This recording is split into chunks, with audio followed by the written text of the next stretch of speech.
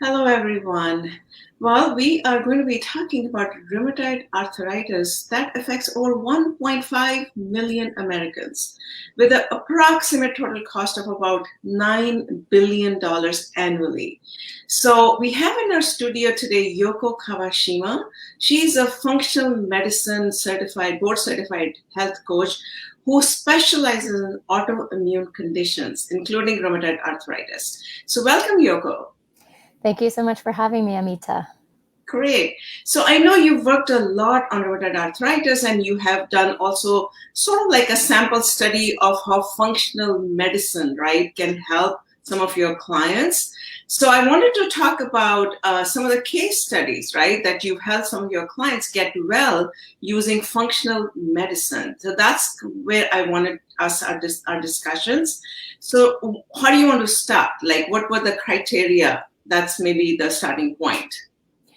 Sure, absolutely. So yes, so many patients with autoimmune conditions, especially rheumatoid arthritis, have a tough time getting diagnosed by allopathic doctors. So many of them are not equipped to do the investigative work to figure out what their symptoms really are and if it's actually rheumatoid arthritis or not. So with functional medicine, what's crucial is to really get to the root cause of these symptoms. And, the approach with functional medicine is to look at the whole body as an ecosystem and understand the connections between, hormones as well as your cardiovascular health and what the root causes may be, whether you're dealing with infections that might be causing the ultimate expression of rheumatoid arthritis. So it's really the investigative approach that's crucial to understanding where the symptoms are coming from and if it's actually rheumatoid arthritis or not. Where health coaching in the functional medicine space comes in is really to address the physical, the mental, and the emotional states that rheumatoid arthritis patients find themselves in. It's such a complex disease, and it can be an extremely isolating experience to be a patient with RA, especially because you can be considered healthy, you look fine. There's nothing visibly wrong with you per se, but you may be really struggling with chronic fatigue, pain in your joints. It may not be totally obvious looking at your hands and feet, but you are probably experiencing inflammation and difficulty walking or running or doing the regular exercise that a normal healthy person might be able to do. In addition to that, you may be experiencing other issues like hormone imbalance as a result of this autoimmune condition. So a lot of the work that, comes to the fore is dealing with first the mindset. Okay, I'm dealing with this disease, and let's figure out how to get to a more sort of hopeful state that you will get better by working with a specialist, a functional medicine doctor who will really be able to get to the root of your symptoms, and then work with a coach who can understand, meet you where you are in your mental and emotional state, and then start to work on different lifestyle factors to adjust and begin to heal. So working on the food piece, addressing the food triggers that might be exacerbating your symptoms. You might be eating a lot of inflammatory foods that need to be taken out. Each body is different. Everybody is slightly different in the way they respond to food. So it, requires a lot of personalized work by the coach and the doctor to really get to the root of sensitivities and triggers. So the food component is huge, as well as movement, understanding what kind of movement works for each person and what's comfortable given where they are in the stage of their disease. And then, of course, the emotional component. Are they getting the right support they need? Do you need to get more buy-in from your friends and family to get the support that is required to really get you from point A to point B to wellness ultimately. So that's where functional medicine is really helpful in looking at the whole body system, looking at the whole lifestyle, all of the contexts behind your everyday life, suffering and pain, and ultimately improving those areas. Sure. So I think that's great. So what I want to do today is actually walk through a couple of case studies, right, of your clients. So I know you've done a lot of work. So let's just walk through 3 clients. I know you shared with us earlier also. So what was the root cause of those 3 clients that you kind of put them together in a 12-week program, right? So just walk us through their journey is what I want to know, because I think we want to help users and give them hope that, the medications, they can reduce the medication and maybe get well, right, with functional medicine. So the 3 clients that you had, let's just talk through the age group and what were the symptoms. Were they on medication or not before they sought counseling from you? Yes, absolutely. So all 3 participants, or all 3 clients with rheumatoid arthritis that we'll talk about today, ranged from their mid-30s to late 40s, and they're all women. And in each case, each patient dealt with either an infection of some sort in the past, such as Epstein-Barr virus, right? Mononucleosis was something in their past history. And then, of course, whether they took a lot of antibiotics or not was another piece of the puzzle. And having addressed those infections or not, depending on the patient, could be a recurring issue that may have ultimately exacerbated that patient. So, of course, it's difficult to talk about all 3 patients at the same time. So I'll give you a general picture. Yeah. So addressing past infections has been a big part of the work we do together. And of course, I'm not a doctor. I'm not going to diagnose, and I'm not going to treat my patients. I like to work in conjunction with my clients' physicians and their specialists. So I encourage my clients to go and ask for proper testing or get the information that they need, so that we can then begin to address the lifestyle factors around that. So in all 3 cases, we first went deep in the weeds on their blood markers and had them speak to their doctors about where to begin treatment. That's the first and foremost important piece.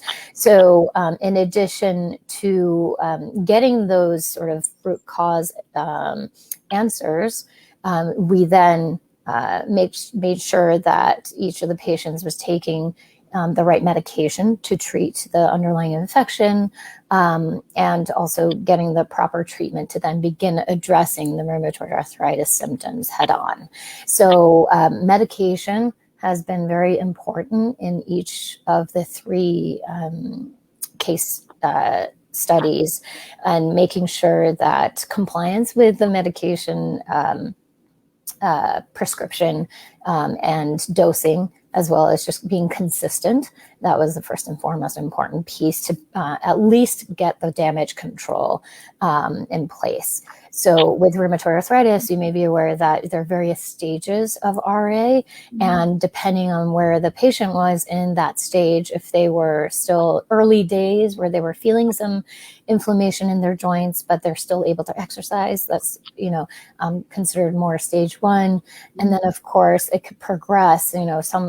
One of the patients that came to me was already dealing with lack of mobility. So their disease was much more progressed and more severe. So meeting each of those patients where they were in the stages is very important, and ensuring that they were taking the medication to prevent further damage of their joints. That's sort of part 1 of the story. And then part 2 is really understanding where these patients' triggers and mediators were. So one example of a patient was eating the standard American diet. When they first came to me, they were eating a lot of fried foods, that were using, vegetable oils to fry up the food.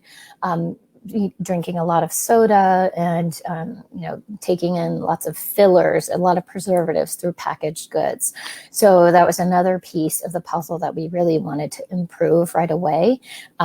Those inflammatory foods were clearly exasperating the patient in their prognosis. And so removing those inflammatory foods and introducing really healthy, nutrient-rich, dark leafy greens, healthy fats from avocado, olive oil, a small fatty fish, and including, more ginger and turmeric, those types of anti-inflammatory spices, and of course, hydrating more, even just to simply, introducing more water into their day-to-day. That also helped to sort of tamper the symptoms that they were feeling. So food and hydration was another very crucial piece of the treatment plan. And then, of course, reducing toxin levels. That was another piece of the puzzle. So we worked on, introducing more organic foods and reducing the pesticide-ridden, dirty dozen, as the environmental working group calls it, the top vegetables and fruits that have the most amount of pesticides on them.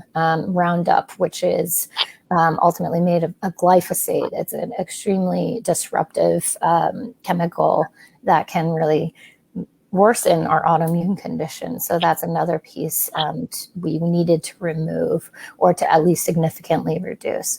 And heavy metal exposure is another piece of the puzzle that doctors often bring up in functional medicine and in the rheumatoid arthritis space, in the rheumatology space. So getting properly tested and ensuring that those exposures are reduced or completely removed is another really crucial piece. And then, from there, we started to hone in more on daily lifestyle factors, where the patient's getting enough sleep. Sleep is so crucial to the repair process of the body, the detoxification of the brain, and just overall sort of restoration of the body, and allowing for the inflammation to ultimately come down. So focusing on quality of sleep and duration of sleep also is something that I worked very hard on with each of my patients. And then relationships is another piece of the puzzle that not many people talk about in medicine, but is so important to address. Getting loved ones and friends on board was something that I worked closely with each of my patients on in these case studies, to understand, are they getting the support they need? And do they really understand the experience of each rheumatoid arthritis patient? If there's more understanding and love and empathy around this disease, then it makes it a lot easier and more possible to overcome sort of the mental and emotional hurdles and really start to become efficacious, self-efficacious, I guess, in healing.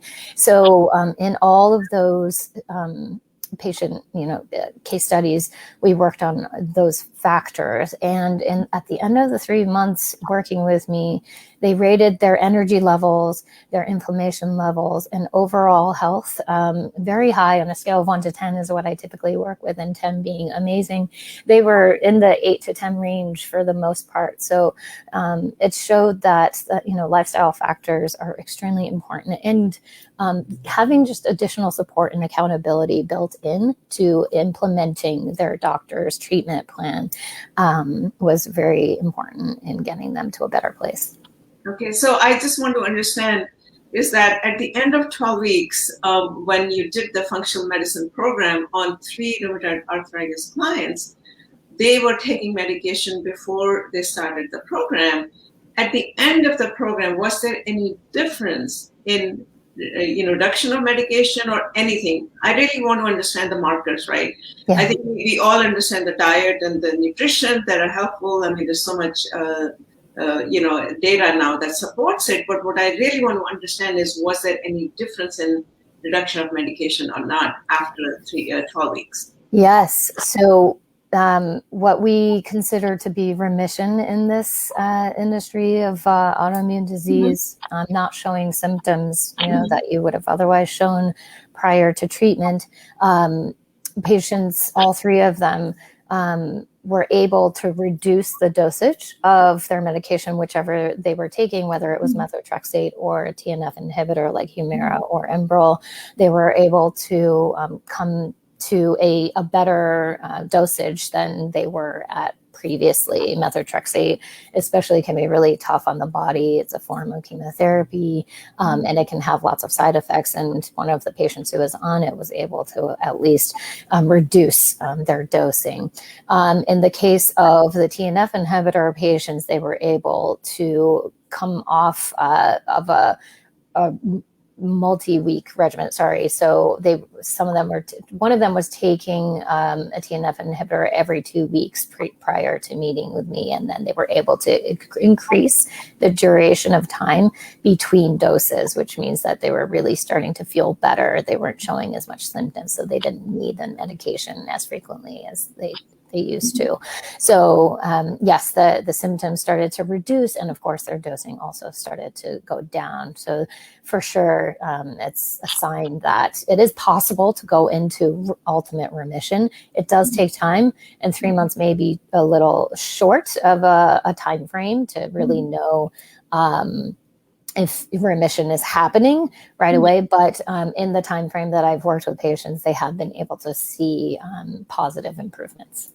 Okay, so that's the message we want to say, is that positive improvement can happen if you use functional medicine. If any one of you is suffering from rheumatoid arthritis, and that's what we wanted to bring today, is case studies of 3 clients who at least were able to reduce the medication after 12 weeks of functional medicine coaching and with functional medicine doctors using diet, lifestyle, exercise, and maybe supplements, right? Yes, supplements and relationships and community. So everything together. Anything else that you would like to add for people who have rheumatoid arthritis? What is the first step for them to start thinking about functional medicine? Like, everyone talks about diet and lifestyle, but it's confusing, right? In the sense, like, diet and lifestyle is everything. What is the first step that they should take? I think the first most important step is to build awareness around your day-to-day habits. What are some of the things that could change for the better? For example, stress isn't something we haven't talked about yet, but that is a big component, big driver of inflammation. So what are my main stressors in life right now that can really be worked on? And then building awareness around, what questions can I ask my doctors, my specialists, my GP, about how to investigate, further. What can we do from a medical perspective to improve my prognosis? So being inquisitive is very important as well.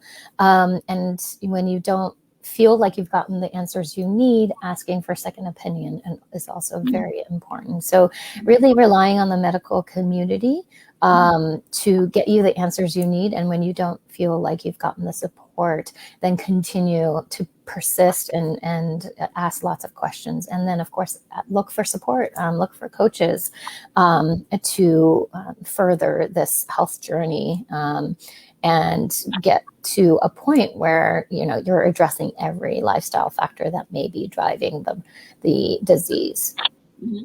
Well, thank you so much for sharing the 3 case studies that you helped 3 RA patients to get off the medication. And there's so many people who are suffering from rheumatoid arthritis who can probably reduce their medication if they at least start exploring about functional medicine. And that's the message we wanted to bring today, is that functional medicine can help you using diet, lifestyle, your exercise, reducing your stress, relationships. It can help you maybe go in remission for rheumatoid arthritis, or at least reduce the medication, right? Yes, absolutely. There is hope. And, there are plenty of medical professionals and health coaches out there who can really give that extra, care, patient-centered care. So don't give up hope. Yes. With that, I'd like to thank you and wrap up this session. If there are any questions people are watching now or later on, you're welcome to put in the comments and we will get back to the questions. With that, thank you so much, Yoko, for being with us and sharing hope. Hope is what you're sharing, and to all the people who are living with rheumatoid arthritis. Absolutely. Thank you, Amita. Thank you. Take care.